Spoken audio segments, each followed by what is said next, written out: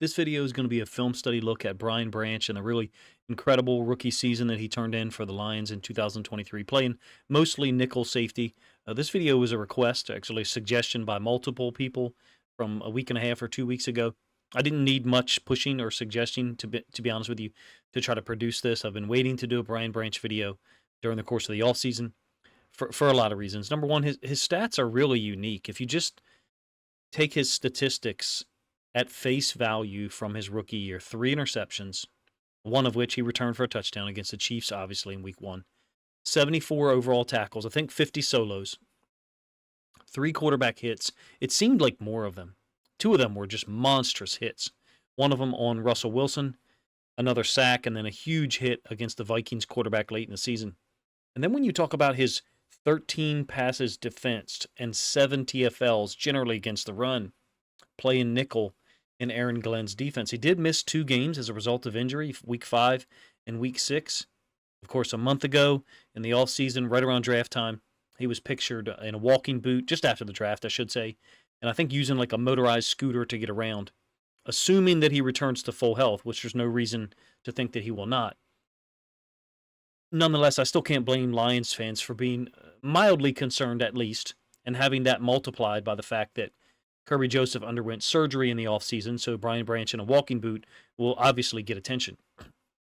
Nonetheless, he's a beast of a football player. I don't use safety talking about guys like Brian Branch because he is a football player. He does everything, and he does everything at a really high level.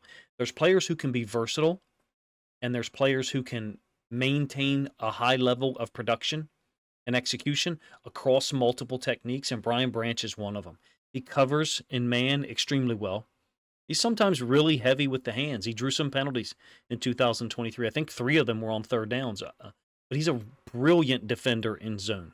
His awareness, his spatial awareness and the route recognition, when especially in quarters or split field situations where the DBs are reading and reacting to the routes that are in front of them, essentially think that the match concepts and covering the routes that threaten them, not in zone, I'm referring to quarters, split field stuff that he played a lot of at Alabama. Maybe I didn't explain it really well, but hopefully in at least one of the plays that I show later, it'll be able to make the point. He's also really adept at making tackles out in space on screens or bubbles and then coming forward to defend the run. I think his tackling is off the charts. I don't pay attention to rating services. I just don't. I watch the film. My film study is going to be organic for you in that way, for better or for worse. In my opinion, his tackling is off the charts. And I say that as someone who watched every single snap of the Lions from 2023, either live or on replay later that night. And I probably have 80% of the defensive snaps saved on my computer or a jump drive. As we get to the film, the element that I want to start with first isn't his physical ability or his versatility. It's not his burst and his tackling prowess. It's how aware he is across multiple different alignments and coverage responsibilities. We'll get the video started here. This is week 3 against the Falcons. It's a 13 personnel grouping by Atlanta's offense. So the Lions have matched up with their base 3-4. Branch is playing strong safety. He's rolled up to the trip side. That's 3 tight ends down there to the bottom side of the screen. We'll run it back at least one more time through. Kyle Pitts is lined up out wide as a wide receiver. There's run action away to the top side of our screen in the form of Bijan Robinson. Look at what Branch has done.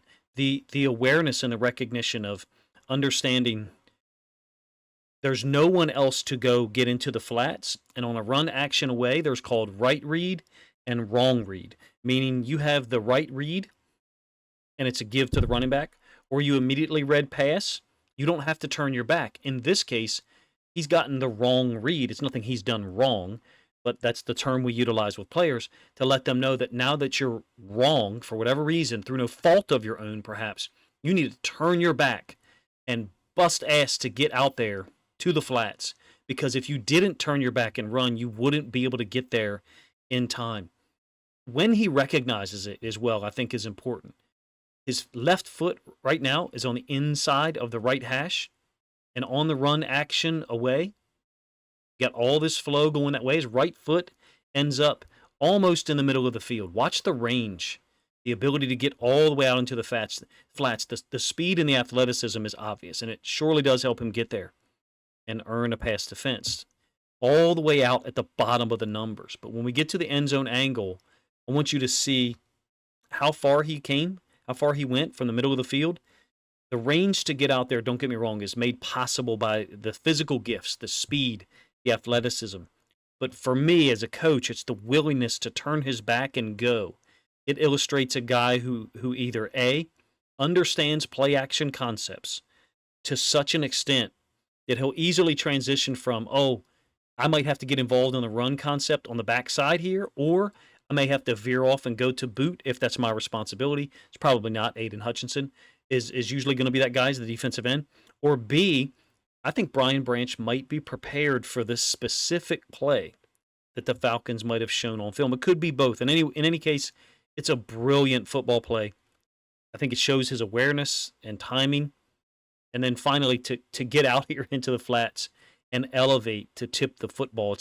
It's really the type of play that you get that ball tipped up into the air and a teammate could have run onto it, taken it back to the house for a touchdown. I think it's teaching tape for a second-level defender on a play-action concept away from them.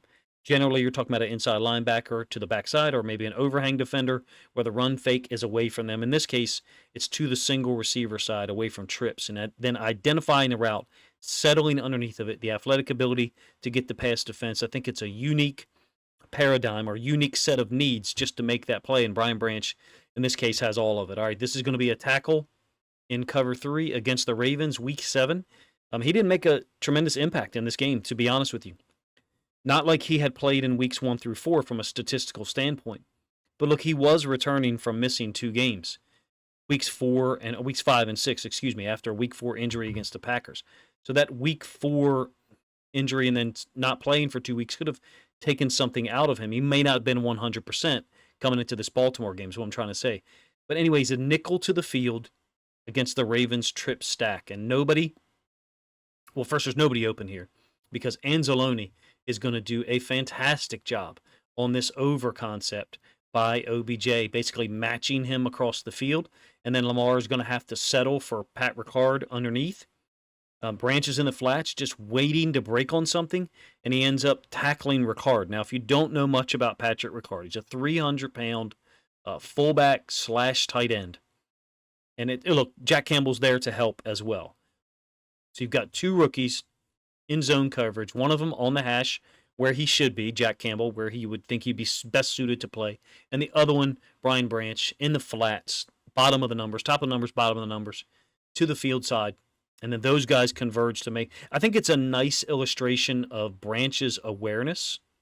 And when you look at these 2 plays together, the 2 plays that I picked to start, across the 2 different positions, strong safety and nickel. This is a nickel position. The Lions have one of the 2 safeties. I think that's Walker rolled up into the box, Branch there, and then Kirby Joseph is the middle of the field free safety. So you got 3 safeties on the field.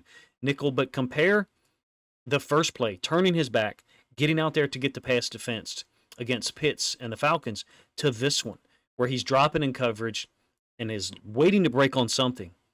And then, oh, by the way, there's a completion to a 300-pound fullback, and he's the first guy to make contact. Like I said, Jack Campbell helps him finish the playoff. I think it's the combination of these 2 snaps in coverage that I think illustrates how truly unique Brian Branch is when he's playing nickel defensive back. All right, let's look at some man situations, 2 more here that are going to be by design from the standpoint of what plays I chose to show how versatile he is in coverage. First, you're going to get man on Rashee Rice, and then another one on Drake London. What I like about this first one against Rice is he's going to climb over the top of the other routes, basically 2 teammates who are also in man. This is Branch climbing over the top of those routes. Basically, it's a pick rub concept, surprise, surprise.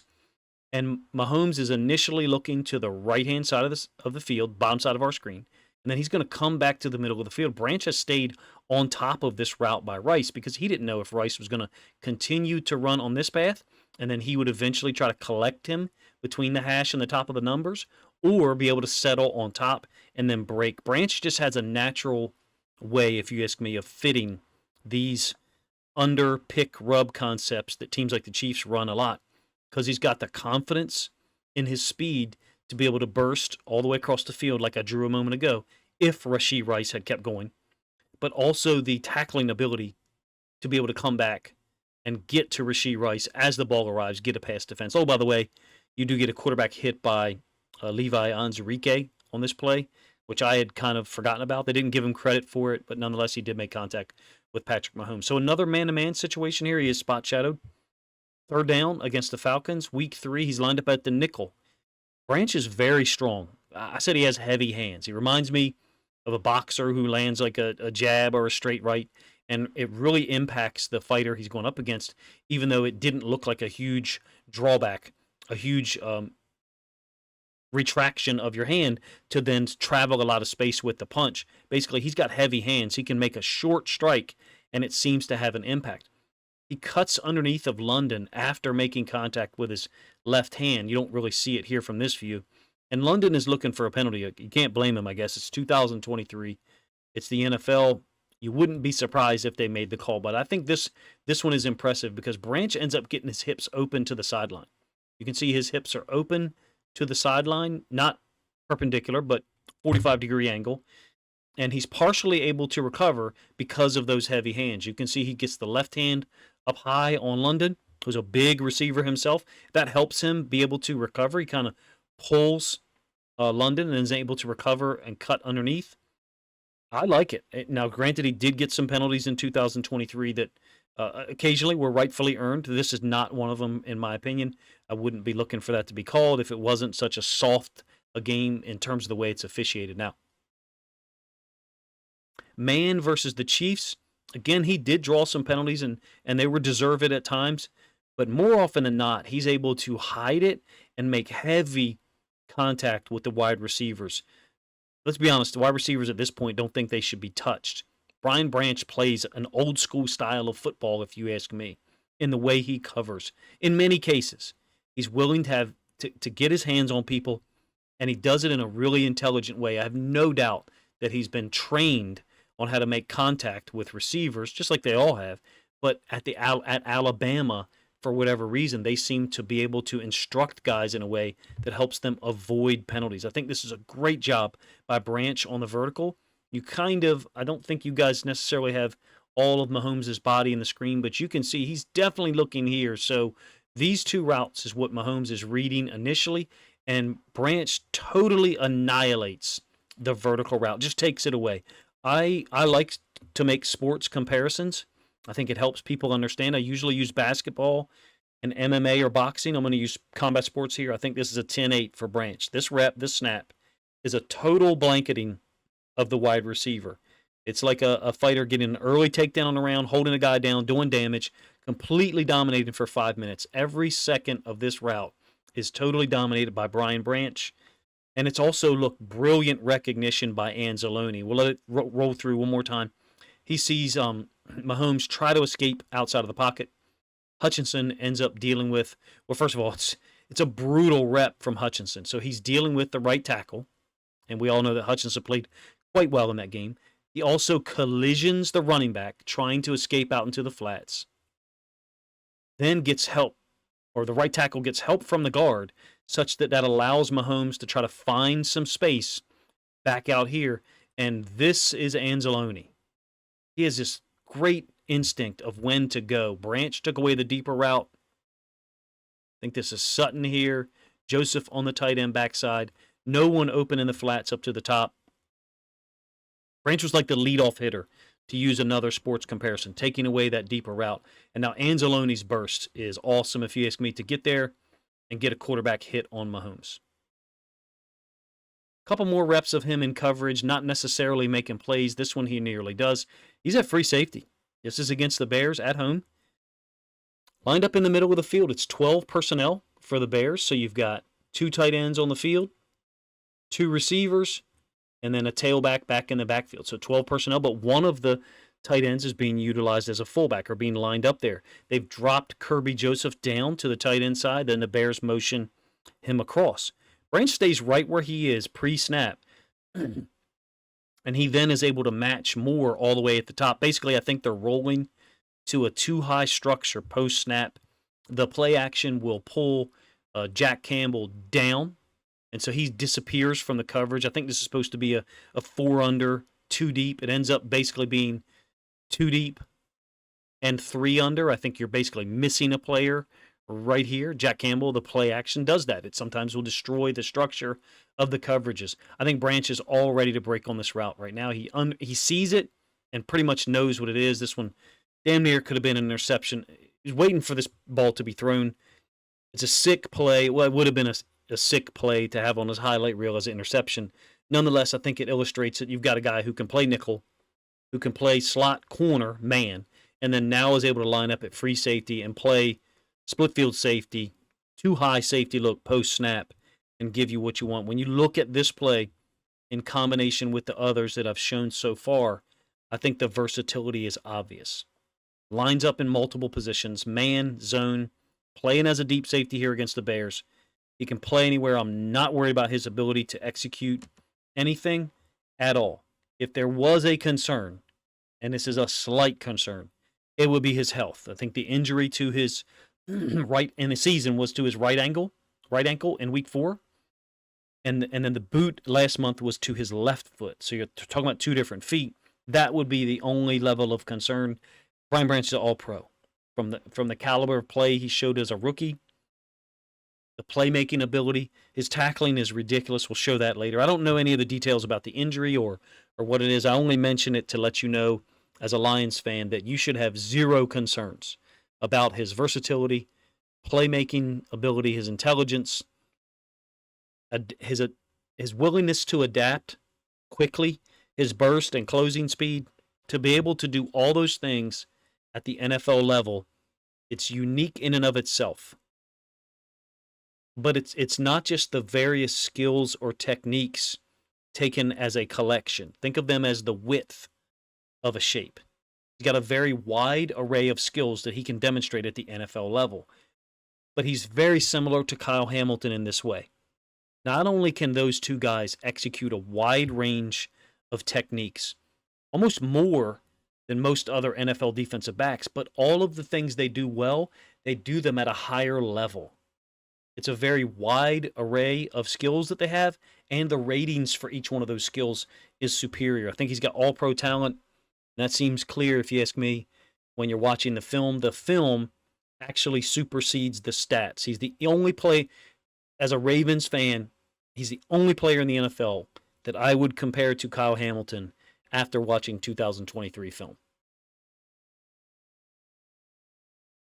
This is one more coverage play that I had to include. It's a 3rd and 4, third possession of the game at home against the Broncos. Remember, the Broncos came in with all that publicity for the way they were playing.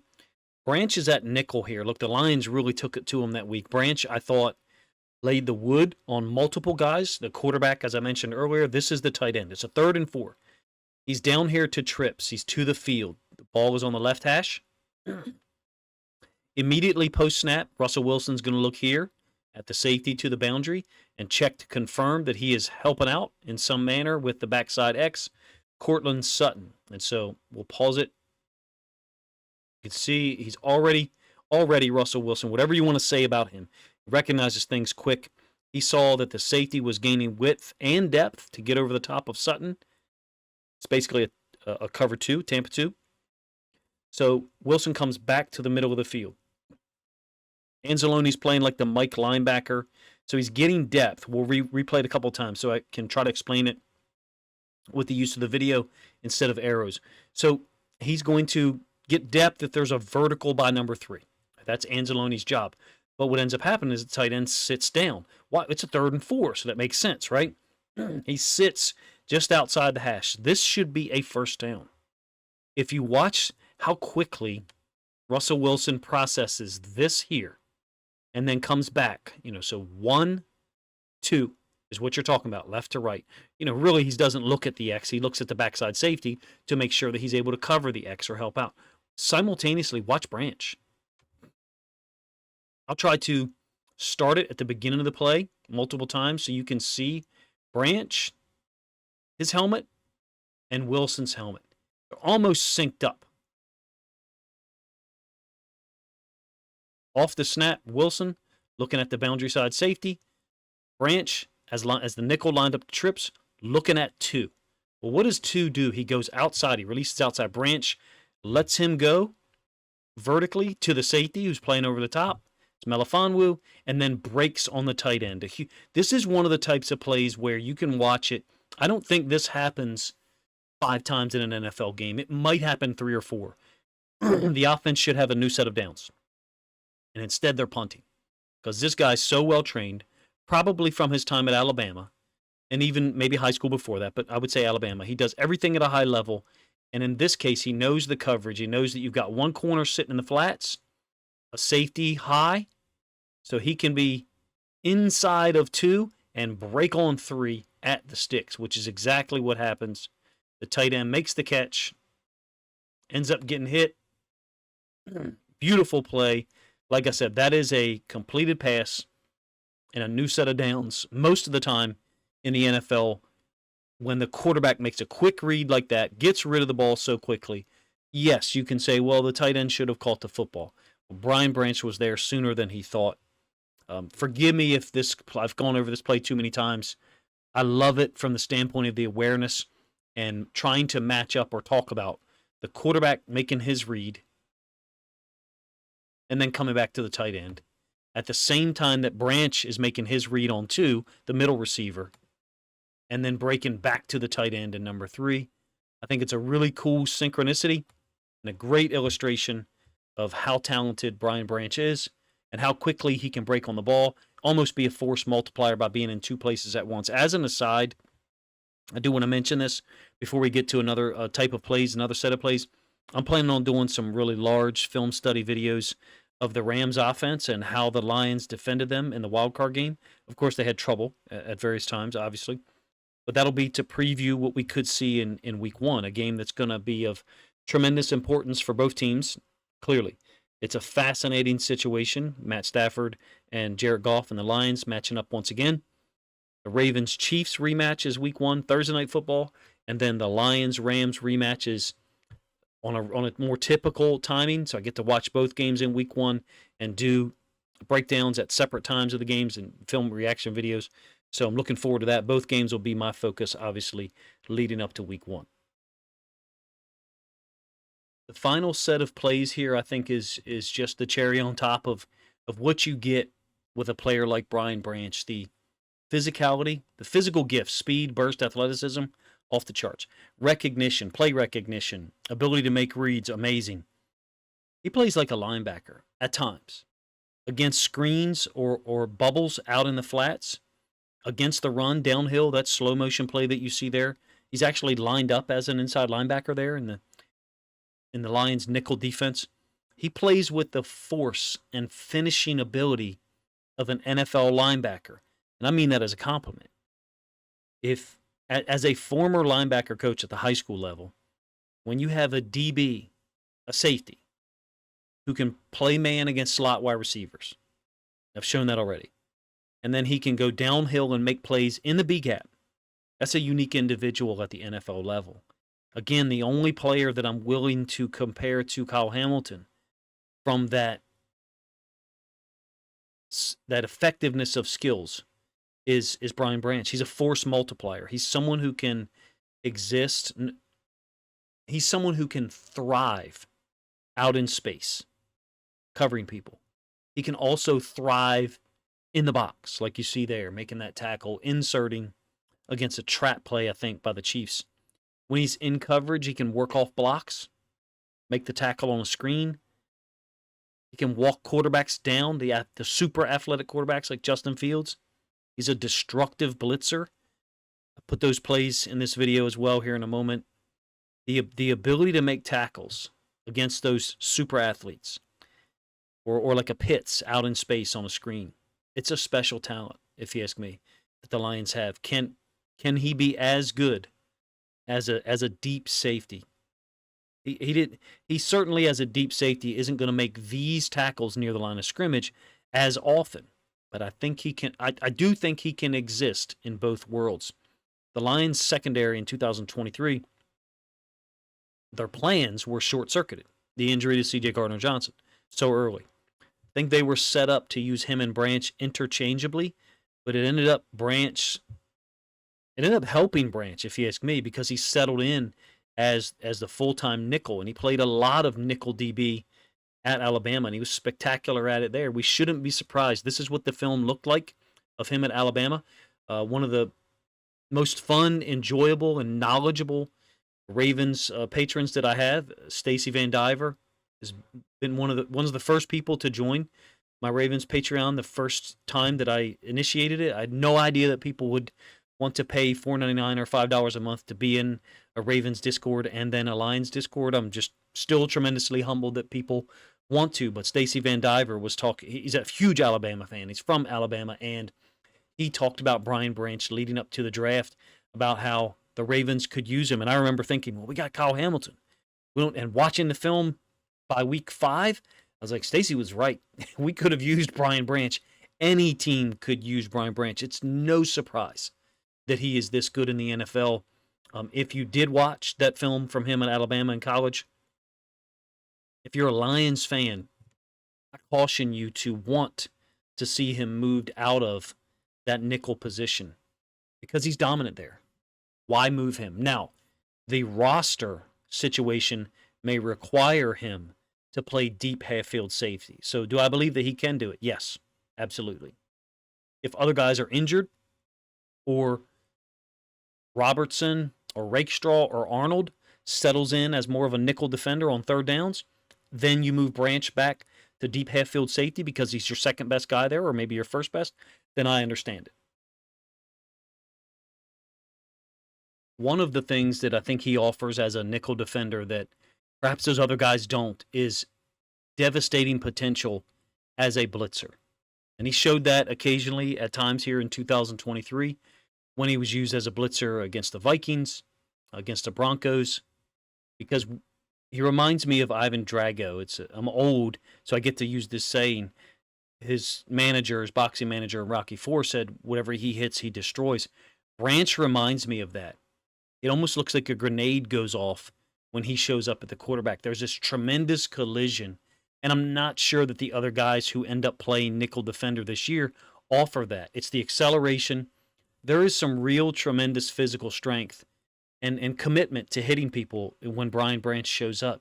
That will be the thing that I think he offers that perhaps those other guys don't. Even Melifonwu, who had a huge impact late in the season, being used as a blitzer and those unpredictable stunts and schemes that Aaron Glenn came up with, particularly on third down.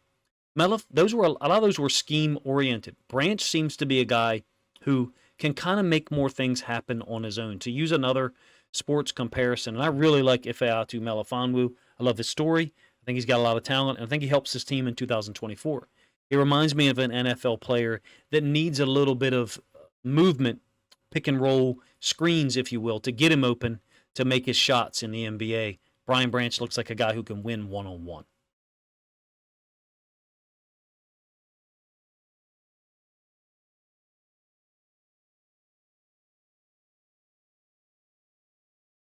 If it sounds like I'm downplaying his ability to play as a deep safety, I'm not.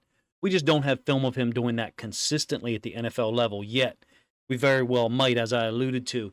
The emergence of Melifonwu as a potential nickel defender, a guy who can play in the box, that relates to Branch's usage. You also have Joseph, who had off-season surgery.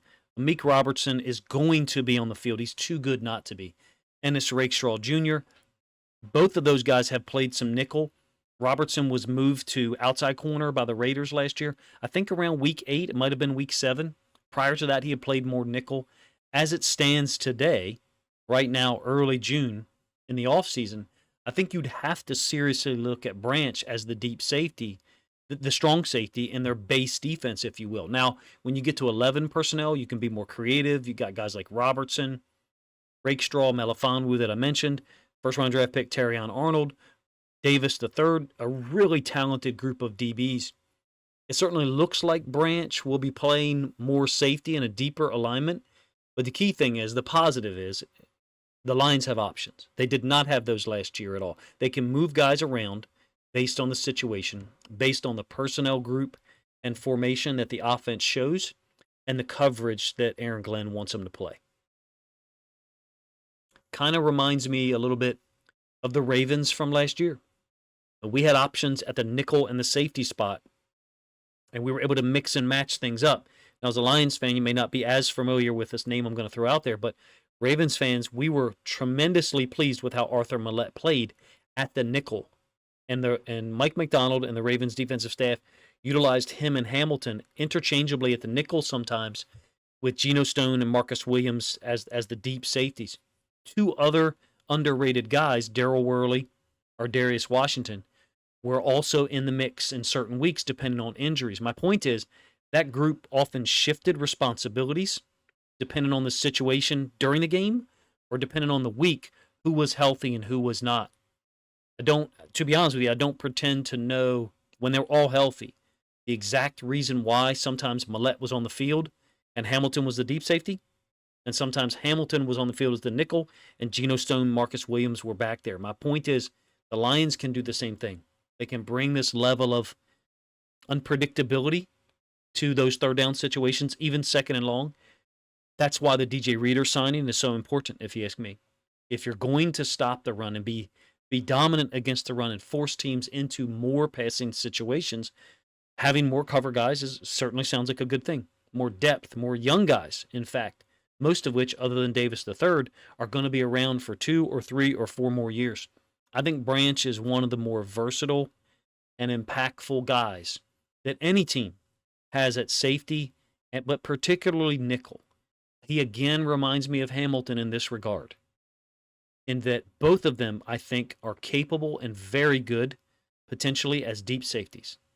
But they are damn near nuclear if you line them up at the nickel because of their physicality, versatility in coverage, ability to tackle anyone, running backs, in the hole, quarterbacks, athletes, out in space, fight off blockers, maintain their outside position, outside leverage, force the ball inside, and or make the tackle if a receiver is committed to going outside. I think he's a brilliant football player. You guys who have followed my content since the regular season know that. You probably know, that I feel guilty about doing too many Brian Branch and too many Sam Laporta videos. I hope you guys enjoyed it. The plays that I picked to break down and package together to, I think, illustrate the potential, the ceiling that he has, which we saw for a lot of 2023, his rookie year. I was a little disappointed he didn't get more attention, but the injury in week 4, missing week 5 and 6, and then the Lions getting severely blown out in week 7 on the road at Baltimore, I think contributed to less of the publicity around Brian Branch, even though when you looked at it at the end of the year, missing 2 games in the regular season, the statistics were really there.